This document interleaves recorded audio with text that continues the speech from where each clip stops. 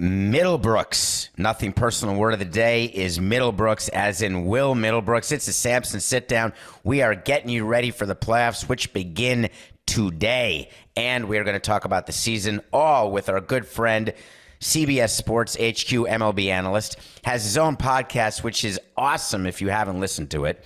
And he is actually an analyst on Nesson, where you can hear him talk about the Boston Red Sox and the great season they had.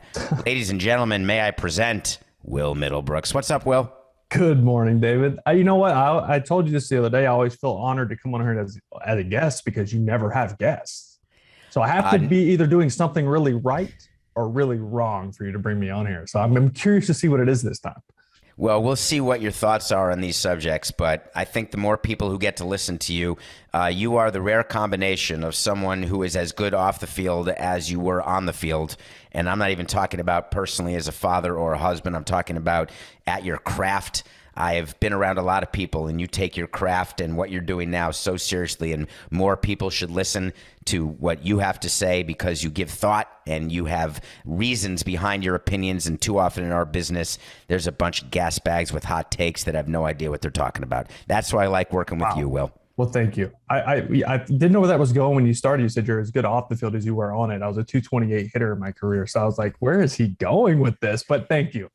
Thank you. Told the story, Will. I do Will. appreciate that.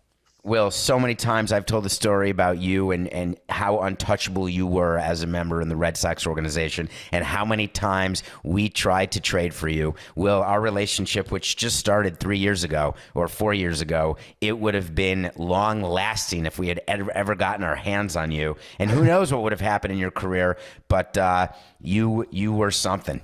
Do you remember how good you were?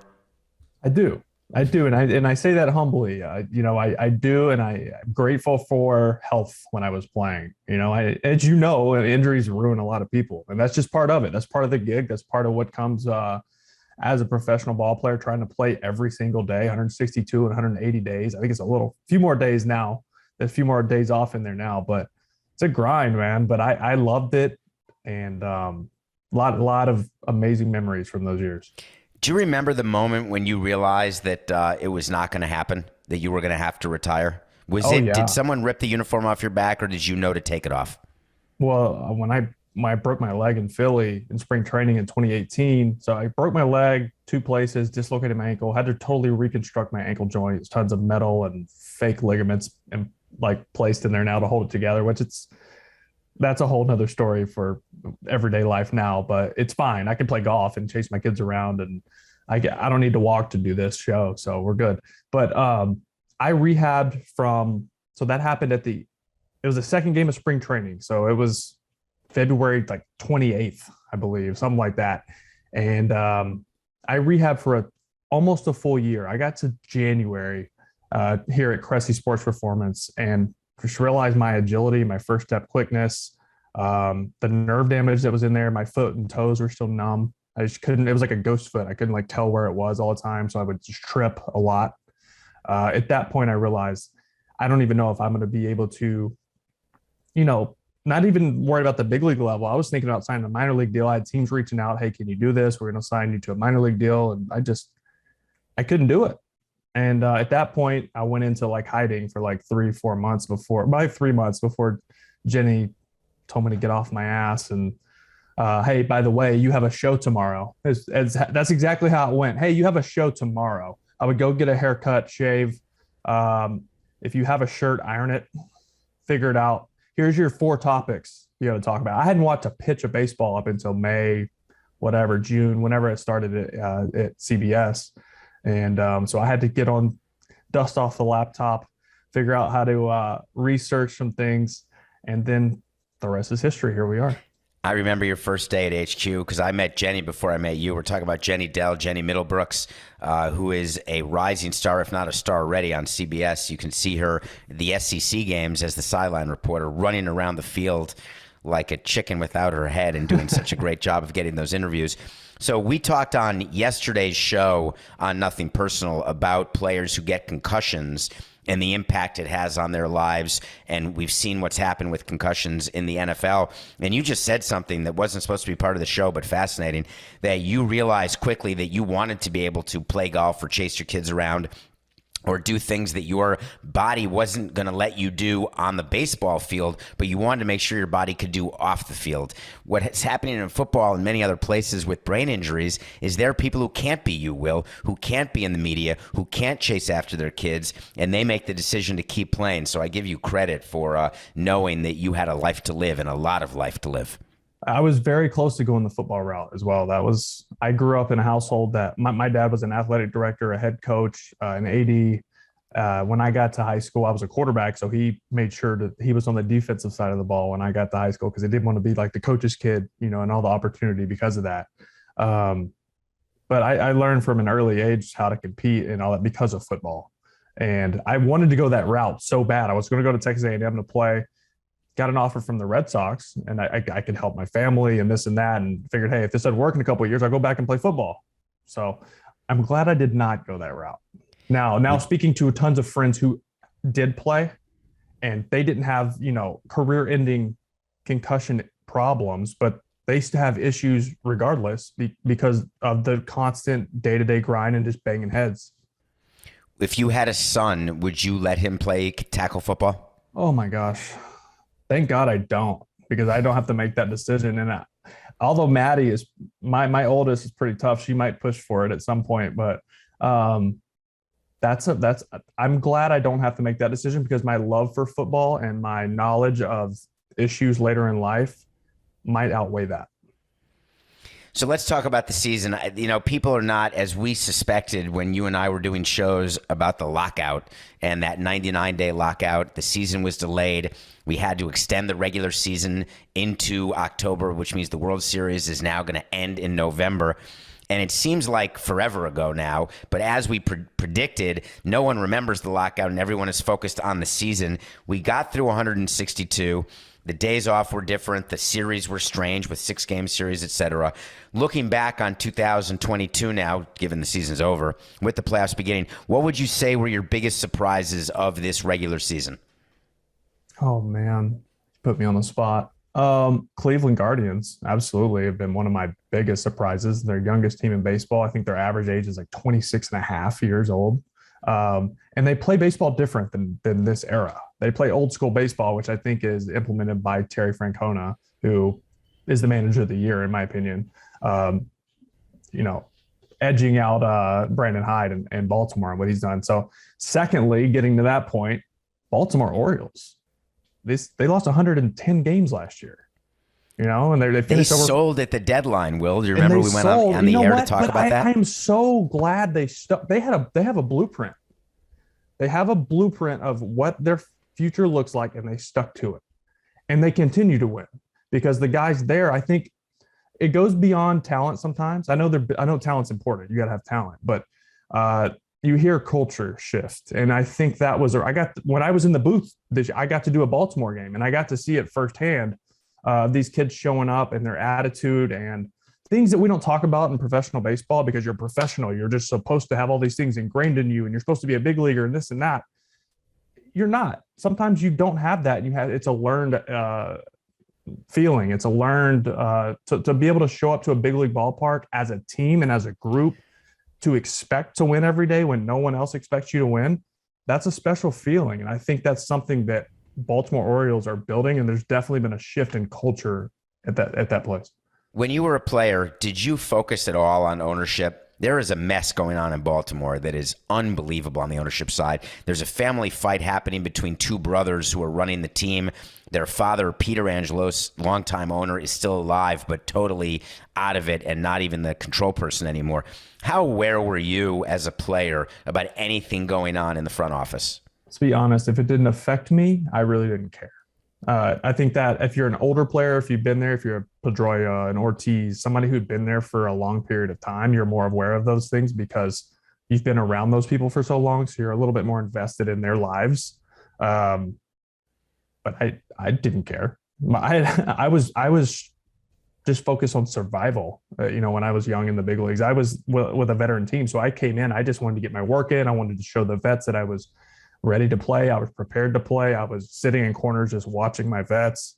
Um, I didn't give two shits what was going on above me because it didn't affect me, or I didn't at least I didn't understand. If it did affect me, I wouldn't understand how it would. What about in a clubhouse after the trade deadline when the way the Brewers, and I want to talk about the Brewers versus the Orioles, the Brewers traded Josh Hader, and then led by Christian Yelich, there was a bit of a youth revolt, and the Brewers just absolutely went to hell in a handbasket and ended up not making the playoffs.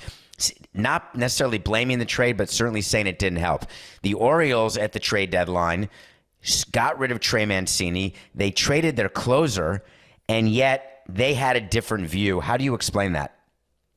Youth, much younger players who were still moldable. Their minds and mind frames were very moldable by just now getting to the big leagues, and you're just told probably this is just how it is. And Baltimore was in a situation the past few years where they knew they were rebuilding. They were a 100-loss team.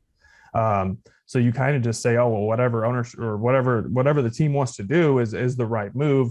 Mancini knew he was getting traded all year. They knew that was coming. It wasn't a surprise.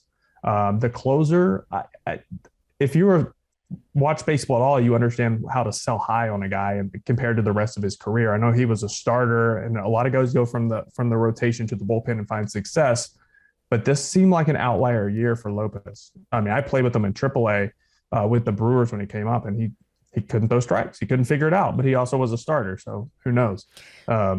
But as a front office guy, Will, I sort of had the view that I wanted sprinkled veterans around, even if they're on the bench, because I thought that they would be able to navigate all Baltimore of the has that. difficult waters. Who did Baltimore use? So they had Rougned Odor, they had Robinson Chirinos, two guys I played with in Texas who were great teammates, great clubhouse guys. Rugi's super serious and looks like he obviously all we remember is the Batista punch in Texas at second base. But he is a phenomenal teammate. He works harder than anybody I ever played with. He's a jokester. He keeps things light. And Robinson is probably the nicest guy I ever played with. I think he is like the perfect vet because he's not going to crush you. He's going to tell you exactly what you need to do. He's going to help you along the way. He's just that nice of a guy. And he understands he's been around for a long time. I think he just got to 10 years service time. And so you think that was the difference where the Brewers did not have the nice veterans or the good veterans? I think the Brewers were in a position to win the division. The Baltimore Orioles were not.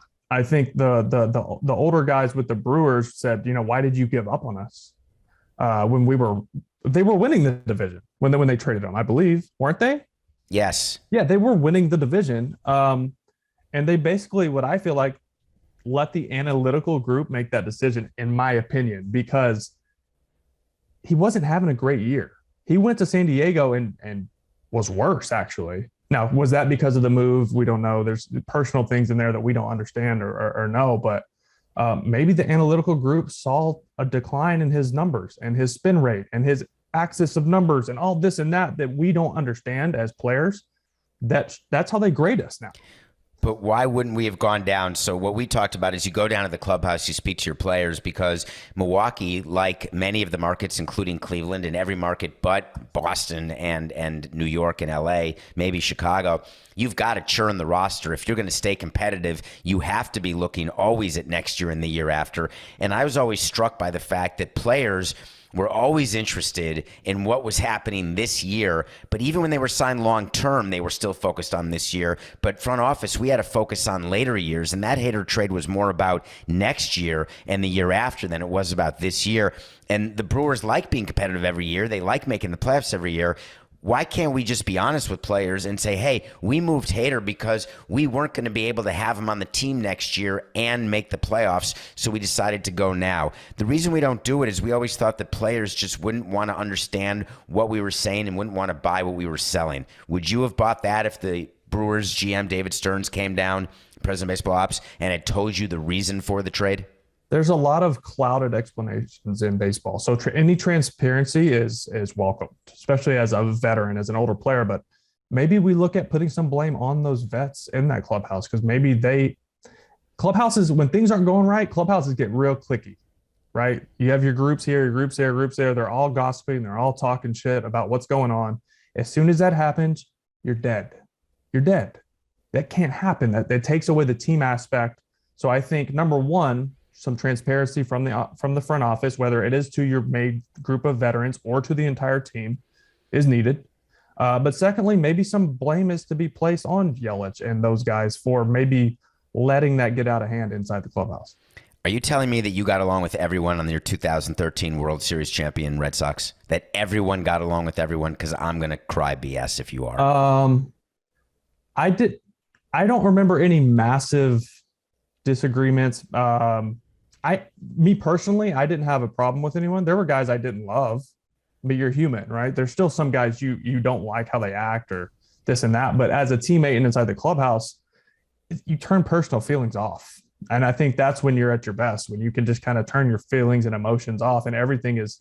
We were good because we had one direction, and it's so cliche and corny, but like the whole like pulling on the same rope, like that is it. Like we had this meeting in spring training, and it was constructed by Johnny Gomes, who we just got. We picked him up off the streets, right? And he said, guys, like, let's just win. Let's just win it. Let's just do it. Like, why? And there's this very simple conversation, but it's stuck. And then the Boston Marathon bombings happened, which lit even more of a fire under us to do it for the city and this and that. And after that, there was no disconnect in our clubhouse. And if you didn't like someone off the field, I didn't love John Lester. I'll say it. I don't care. What's he going to fight me? I didn't love him, but I liked him as a teammate. Did you love him every 5 days? Oh, yeah, I did. I got a lot of ground balls when he pitched. That cutter in on guys. But, like, I don't know.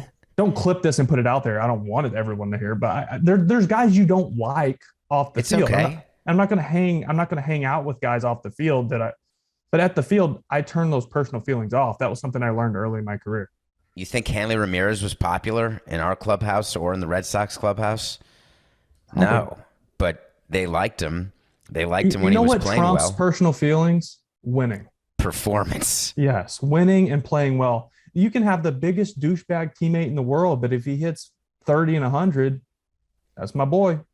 Do you think the Giants with Barry Bonds, that was an exception with Jeff Kent? Because they never won a World Series, but Barry was so good in his time, but he was so hated in that clubhouse by everybody. Do you think that got in the way of, and we're so off the subject, but it just made me think of it. You think that the Giants, their success was hurt by the existence of Barry Bonds, or his performance was so good that it makes up for all of the other stuff? That's a really good question. I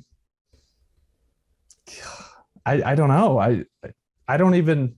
You got to think when I was in like 8th grade when all that was happening. Like I wasn't fully invested in it. Like actually, no, I wasn't. I was in high school. I was in high school. But I don't know. Yeah. Winning and performance trumps everything. And I feel like, what was the issue between him and Kent? They hated each other and everyone hated them. They were just absolute enemies, fighting all the time. The clubhouse was a fiefdom where Bonds got everything he wanted. Kent was angry about that. It was just an absolute nightmare. Well, is that really Kent's place to just kind of? He's the best player in the world. Yes, he was at that time. No question. I mean, no question about it. There was no better hitter than Barry Bonds, a more feared hitter, and I don't know.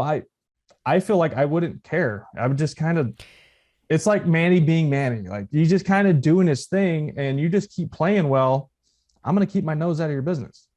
I don't know. All right. I just want to win. Putting you on the spot though, Will. Something we're going to switch, right?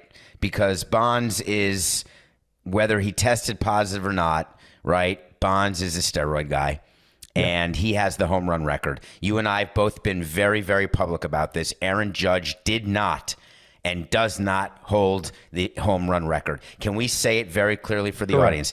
Does Aaron Judge hold the home run record? Oh, no, he does not. Barry Bonds does. He had 73. Can you imagine hitting 11 more home runs than what Judge did this? It felt like Judge hit a homer every day up until the last 2 weeks of the season, and then it was those 2 homers. But no, he doesn't. He holds the American League record. Yeah, I'll give him that because that's yes, he does. He beat And Maris's I'm not record. taking a thing away from Aaron Judge because that was a phenomenal season, but the seventh most homers all time. That's all it is, by the way. The seventh most all time. So do you have him as the? Everyone's talking about the American League MVP, Judge versus Ohtani. Who do you have? Oh my God, no! Don't do this. Yes, to me, David. No. You're on the spot. You get one vote. You can't say both. One vote. It is very hard because I will give you a vote. I'll give you a vote. I understand. I think Ohtani has the fourth best ERA plus and the fourth best OPS plus. And he qualified, by the way, for both. Right. Yesterday, as of yesterday, 162 innings, right? Yes. I do not want to become numb to what Shohei Ohtani is doing. I don't want to be, what's the word? Desensitized to, that's a big word for a kid that didn't go to college. I can't spell it, but I know how to say it. All right? To his greatness. Desensitized to his greatness. Because I think it hurts that he's West Coast as well because we don't get to watch him as much. And he plays for a shit team. Which is I hate that. And it drives me insane that they have Mike Trout and Ohtani on that team and do nothing every year. But that's not what you're asking. I'm going to go with my brain instead of my heart, and I'm going to pick Ohtani. So I have been very loud about this. Judge is the absolute favorite. I think Coca told me on a show recently, he's like minus 20,000 or something to be the MVP. Which is crazy that it's not closer. A runaway, right? Apparently it's going to be a runaway, according to the odds makers. And I don't get it. And what people are saying is, and this is what I wanted to talk about, if you give it to Ohtani last year over Guerrero, people said, well, then do you have to give it to him every year? And the answer is you don't have to do it every year if someone has a great year, where Guerrero had a good to great year, but Judge, this is a historically great year, almost a Triple Crown winner. Right. So you better give it to Judge now, because if you don't, you'll have to give it to Ohtani every year. And I think that's the worst logic of all time, because Ohtani, to get it every year, it's not just that he has to pitch and hit. He has to be good at pitching and hitting. Not even good. Not even good. You fourth best ERA plus. He was elite. He was in the top 5 of everything. He's an all-star pitcher and an all-star hitter. And he saves your roster spot, but he's also going to get paid like 2 roster spots. Well, he agreed. He's only getting $30 million next year. I have a question for you. Go. Do you think him signing that is because his agency said it will be much easier to move you and you can go play somewhere else? No. Because there is no team who would not trade for Ohtani on a 1-year, $50 million deal. They would find a way to take it. No, but I'm saying, what if he pushed for a bigger extension, the longer contract, that would be harder to move. If the Angels offered him something that he wanted, he would take it, and he could just have a no trade clause in order to control his destiny. I personally think a deal was done between the Angels and Ohtani when he came out of Japan on a long-term extension, and that was against the rules and not allowed, but I think it was agreed to, because otherwise why did he go to Anaheim? Forgetting the fact he's on the West Coast. There's plenty of West Coast teams who wanted him. He could have been a Yankee. He could have been anywhere. This $30 million, this basically arbitration deal was predetermined? Like, it is one of the very few explanations I can come up with, because there is no reason to have him sign in October. It has nothing to do with the ownership change. It has nothing to do with the manager. It has nothing to do with the payroll. It has nothing to do with trading him, signing him. There is no reason in the world. People have it wrong. Even Mike Trout yesterday said, hey, it's great that he signed a 1-year deal. He must be so committed to what we're doing and the fact that we're going to spend money and try to win. That's horse hockey. Time out. It's arbitration. They paid him $4.5 million last year, and they still couldn't add enough talent around him to be a good ball club. What are they going to do with less money? They spend money. Things that bother me about the Anaheim Angels, like the Miami Dolphins, to me, it's not that the owners don't spend money. They're just that they don't spend it in a way that leads to winning. And it is very, very bad for baseball to have Trout and Ohtani spend October not playing. I'm looking at these wild card matchups, and I'm thinking about this postseason, and to not have 2 and I could argue 3 of your top 5 players, which is Shohei, Ohtani, Aaron Judge, and Fernando Tatis, while the Padres are in it, he's suspended because of steroids. You're missing 3 of your top 5 faces of baseball, and you're trying to figure out who are we promoting? What are we doing here? And yeah, I can't find a fan who can name 4 members of the Cleveland Guardians or the Tampa Bay Rays. I can't find one, and we're in the business, and we look at that series of Guardians-Rays and wonder why it's in the worst time slots and wonder why ESPN is despondent about that series. And that's because there's no marketable names. Great teams, but no marketable names. And you've got Ohtani and Judge, Ohtani and Trout, who are sitting there watching. It is insane, Will. It is. And I think another reason that the Judge, the value of his MVP right now also is we had the chase for 62 shoved down our throat for 3 weeks. So crazy, that's right? Everyone's like, oh, he got it. Like, great season. And you're totally not talking about Shohei Ohtani. It's just kind of East Coast bias. And that's just kind of how baseball goes a lot of times, which is now good for the Mariners to be somebody. And the Dodgers are winning 110 games, but we don't really even talk about the Dodgers, which is crazy. And they're one of the best teams of all time. It's strange when a team has been great for as long as the Dodgers have been great. People tend to say that it's so normal that it's not worthy of a topic.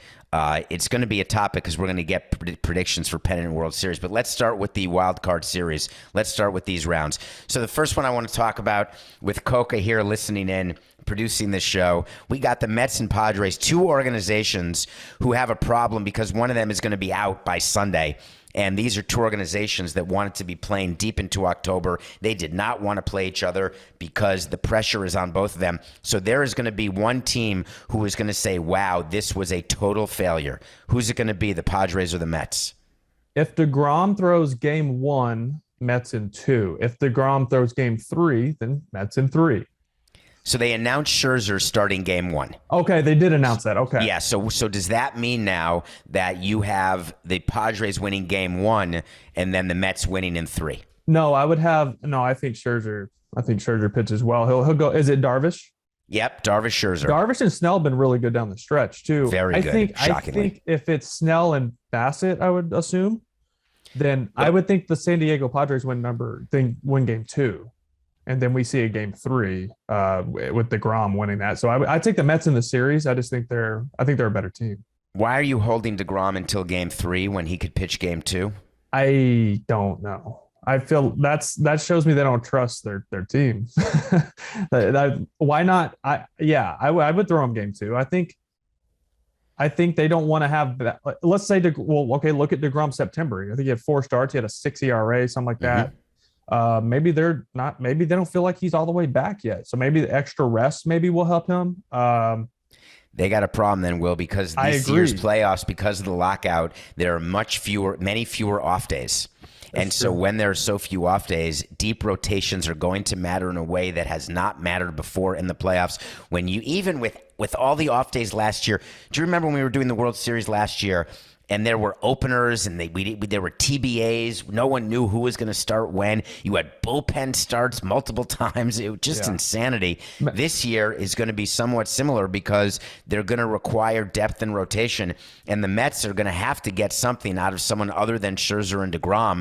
They could look to Bassett or Carrasco or Walker. They have not announced who their starter will be for the second game or third game. I assume it will be Bassett.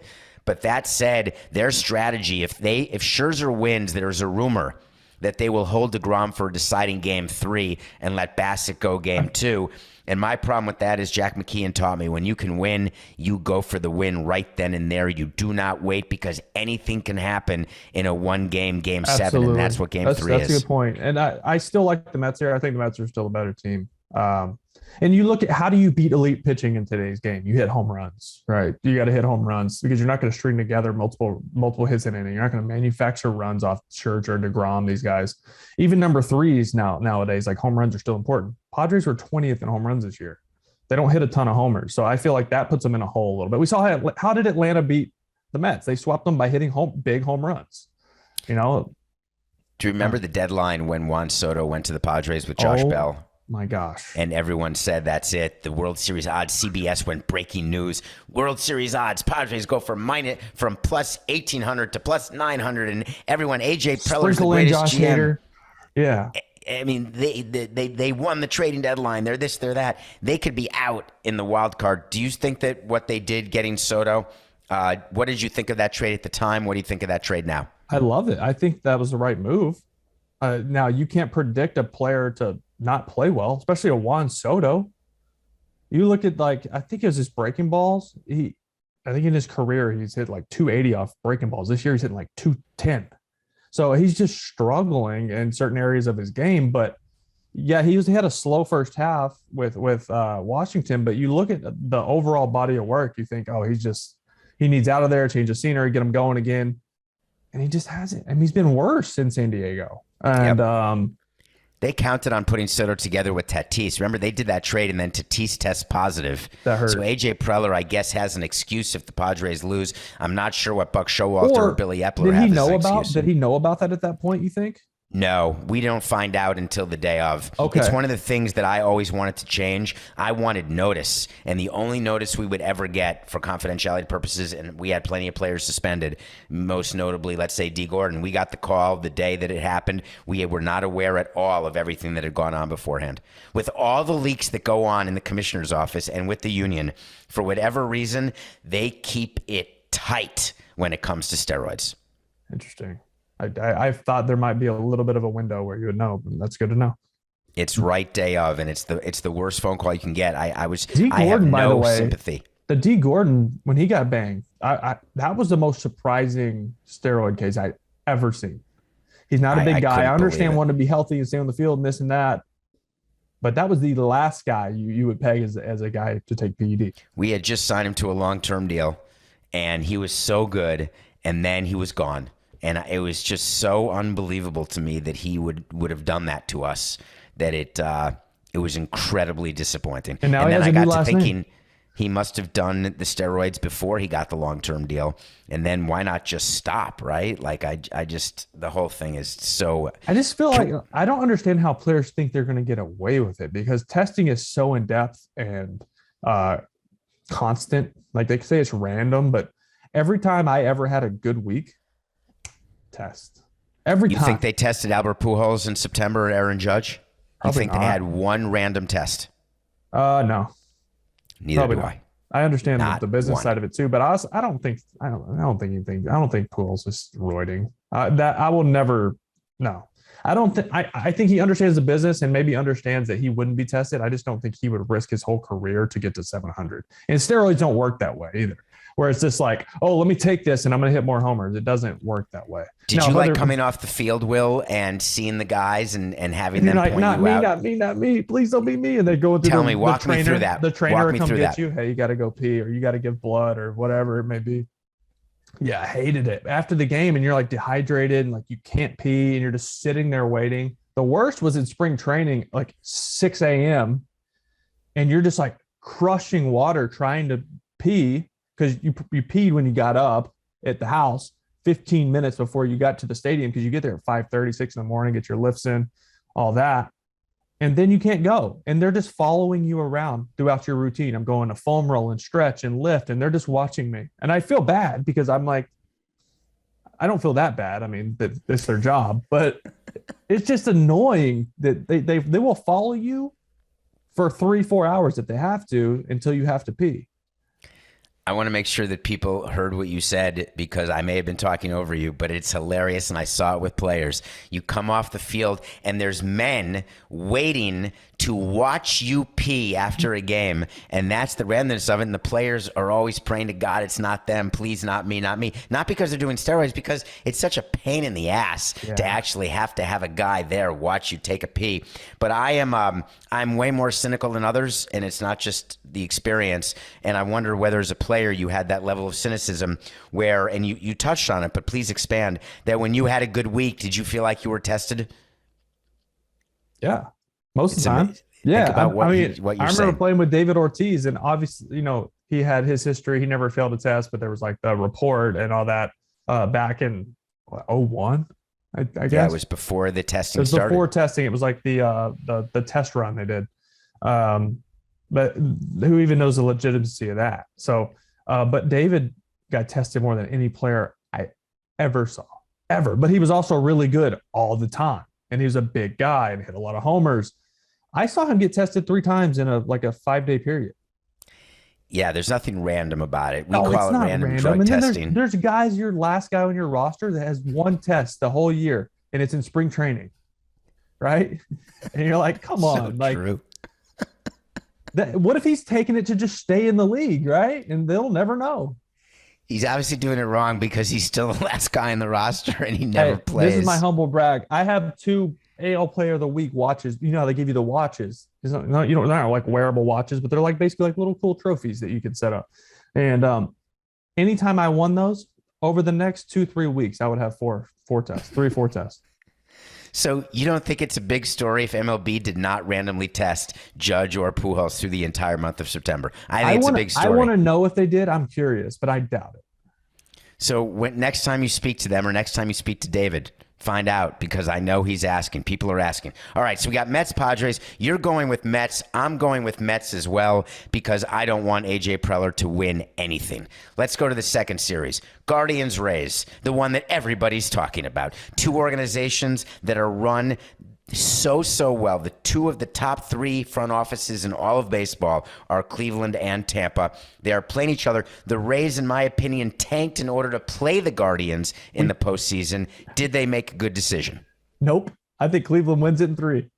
I think the dream stays alive. I think they're the better team. And I know they're just different. They played the old school ball, right? They don't strike out. I like their rotation too, with Bieber, McKenzie. I think Quantrill will be their number 3. Yep, and their bullpen's top 5 in baseball. Their bullpen's nasty. I know they're scrappy, little nobody big name outside of Jose Ramirez, but they're a really good team. But they're playing themselves. They are. So it's a flip of a coin. But that's why, I don't know, I give the edge to Tito here over Cash. Cash played for Tito. 2 great managers. People, this could be it for Terry Francona. It's taken a toll on his health. I think it is. If you have not watched the Cleveland, I was about to say Cleveland Indians. If you have not watched the Cleveland Guardians, you're not alone. But now's your chance. Obviously not the most primetime games here during the next weekend, but they're really, really an interesting team to watch. I am going with the Rays, however, and here's why. I have learned over the past 4 to 6 years that anytime I pick against the Rays prevail, because they're that good and they find a way. So I can't. I think the Guardians are a better team, and I think you should never tank to play a specific team in the playoffs. That whole BS that was talked about where teams were going to choose their opponents, remember that was part of the collective bargaining? Can you imagine as a player what bulletin board material that would be? Hey, you want to play us? Yeah. That's so brutal. Yeah. Brutal, ridiculous. That's so ridiculous. I'm taking the Rays. I'm taking the Rays. It should be actually, it's a boring series, but a very good series if you're a baseball fan. It's a great series if you're a baseball fan. I love it, but it's not the big names and, all the glittery guys. So let's go to some big names. Let's go to Cards, Phillies. We got to talk about Albert Pujols. I want to give him a few moments of love here because I've been critical about him in the past only because I've been truthful where I don't believe he is the age he says he is, which means he's even better. That's even more impressive than what he's doing, right? If he's older than his listed age and he's doing what is just unbelievable. He has never tested positive at all. And so he gets the benefit of the doubt. He was finished, and I mean finished, and not just for a month, but for years. And then all of a sudden, in this last half, it's been insanity. Is this sustainable? Cards, Phillies, tell me about this series. I think if we see another 3-game series, and I like St. Louis. I mean, the great job of the Phillies ending the 11-year drought. I'm still buddies with a couple guys over there from when I was there in 18. So I'm happy for them to get to this point. Schwarber went off the end of the year. He's a good big game player. I like St. Louis more. I think they have more depth in their rotation. I know it's a 3-game series, and they have Phillies have Wheeler and Nola, and you can win the series right there if you do. But I think Phillies bullpen stinks. I think St. Louis bullpen is much better, and we know how important bullpens are going to be in these games with mixes and matching analytics and this and that. What about the lineup for the Cardinals? I'm getting there. I like their line. Two MVP candidates, right? So I like St. Louis. Yeah, you got Goldschmidt and Arenado floating around in there with that pitching. I just think they're a better team. So Goldschmidt is going to win the NL MVP to me. And he could have won the Triple Crown, but he lost to Schwarber and Alonso in RBIs, and he lost an average. Who won the AL batting title? Arez instead of Judge. That's who it was. They're in the NL. McNeil of the Mets won. So the Mets have the batting champion. They have the two best pitchers. They have the RBI champion. They won 101 games, and they've got to win 2 out of 3 against the Padres. Oh, my God, that is horrific. Sorry to all you Mets fans out there. That's just how good. And we don't have to dig too deep into this, but I don't think the Mets collapsed. They didn't lose the division. The Braves won the division. The Braves are peaking at the right time, and that 3-game series they swept. They just big boyed them. They big brothered them. When we do a preview of the next rounds, people may be saying the Dodgers are the best team in baseball, but for me, the Braves are a more complete team. 100% agree. 100% which is agree. amazing to me. I've never seen so many question marks on a 100-plus win team than the Dodgers have right now. Starting pitching and bullpen. Their offense is great. Their closer. They don't have a set closer for the playoffs. Coin flip with Kimbrel. Pitching. Kimbrel's a coin flip. What Trinan, Gratterall's, they've both been hurt. Which Kershaw are you going to get? Which Gonsolin are you going to get? He had a forearm. The guys don't really come back from that without Tommy John. You need your Reyes to be your number one starter, period. He's been untouchable in the second half, like a 1-1. Yep. I think they go with him game 1. He's given up 9 earned runs since the All-Star break. Unreal. So I'm going with the Cards over the Phillies. Here's why. I don't want the Phillies to be rewarded for the way they operate, which is, as John Middleton, their owner, says, we spend stupid money. They sign free agents.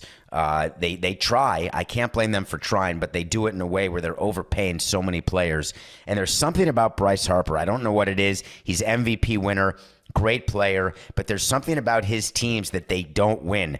And I don't want to say that he's like Trout, where Trout's teams don't win or Ohtani's teams don't win, but there's something there that I can't quite put my fingers on.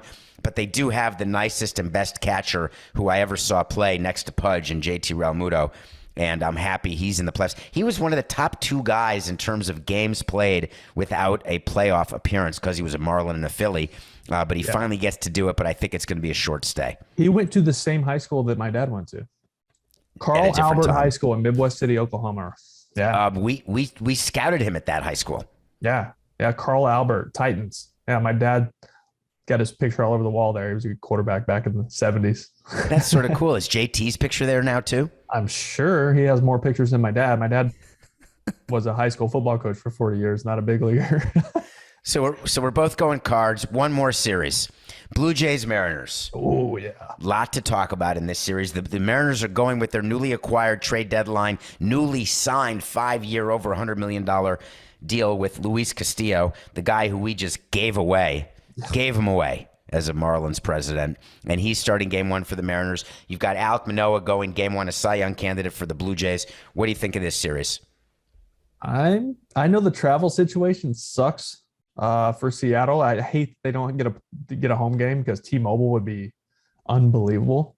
I was there for King's Court and that place was rocking. I can imagine a playoff game that you haven't had in 21 years. I'm going Seattle, and I know how good Toronto is, but I think the rotation is better for Seattle.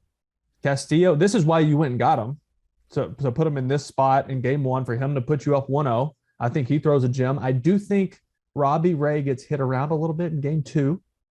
I don't like lefties against that lineup in Toronto because they are right-handed heavy and they mash. And they know Robbie Ray. He played with them.